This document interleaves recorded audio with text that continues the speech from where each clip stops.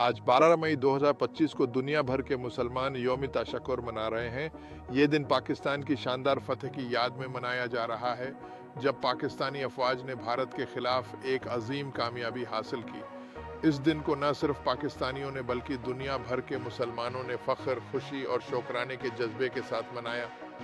नमाज़ी शुक्र के इज्तिमात दुनिया के हर कोने में मुनाक़द हुए। लोगों ने सजदा शुक्र अदा किया और पाकिस्तान की सलामती, तरक्की और इस्तेहकाम के लिए दुआएं की। हर दिल पाकिस्तान की कामयाबी पर खुश था और हर ज़बान से नारा बुलंद हो रहा था, पाकिस्तान जिंदाबाद। इस तारीखी मौका पर पाकिस्तानी अफवाज को ख़ास खराज तहसीन पेश किया गया। ख़ास तौर पर पाकिस्तान एयर फोर्स ने जो कारनामा अंजाम दिया वो रहती दुनिया तक याद रखा जाएगा। दुश्मन के 6 तैयारे फ़ज़ा में तबाह किए गए और पाकिस्तानी अफवाज का एक भी जहाज़ नुकसान में नहीं आया। इस बेमिसाल कारकर्दगी ने दुनिया को वर्ता हैरत में डाल दिया और दुश्मन को मुना की खानी पड़ी।